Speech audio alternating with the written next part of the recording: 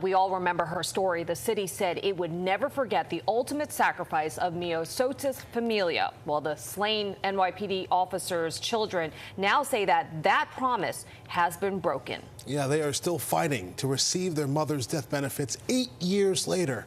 So they turned to our Anthony DiLorenzo for help. And they understand that decades-old pension laws are actually working against this family. Yeah, they were written decades ago in the 1940s, and it's believed this is the first of its kind scenario.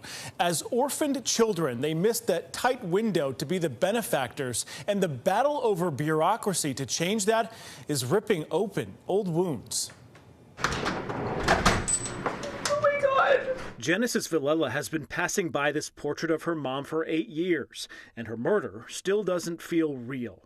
She said, Genesis, if anything happens to me because of the job, I need you to take care of Peter and Delilah. 3 years later, in July 2017, NYPD officer Miosotis Familia was executed in the line of duty. With Villela's father, also deceased, tragically killed in the Flight 587 crash in Queens, she was left to raise her siblings, adopting 12-year-old twins Peter and Delilah. But after all these years, Villela is still fighting to get her mom's death benefits. It's an extremely complicated issue with a very simple solution. She aged out of the 5-year window to get her mom's pension. And as the legal guardian of the twins, they weren't eligible either. The people that were supposed to be there to help me refused to help me. She's been trying to convince the New York City Council to change a decades-old law that would help rectify her unique and awful predicament. But she says she feels the city turned its back on them, including the police unions. Behind the scenes, they say, we're always going to be there for you. Yeah. We're your family. Whatever you need, we'll help you. And did they break that promise? Yeah. Yeah.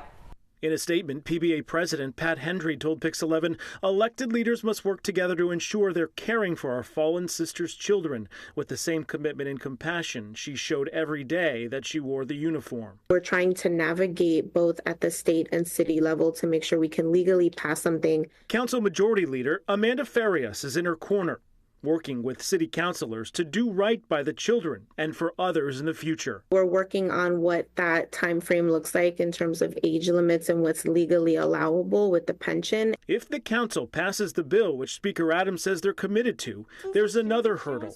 Pension provisions are cemented on the state level. That's where Assemblyman Jeff Dinowitz comes in. And it's certainly my intention to make sure that we do the right thing for this family. My mom was a cop for 12 years. Like, does that mean nothing? I can't let her memory fade. You know, and Anthony, it seems like there's no question about what the right thing to do is in this case. I know the council's been working on this for like 2 years now. So at what point could actually we see real action here? Hopefully soon. So all of this hinges on city law having to be changed first. And best case scenario is this all happens before the end of the legislative session in Albany. That's in June. So tonight I pressed the Speaker's office. They estimate that they could vote on this in the City Council within the coming week. So hopefully a resolution is on the horizon. Yeah. It just seems like so much unnecessary red tape. I'm sure you'll stay on top of this for us. Yes. Thank you so much, Anthony.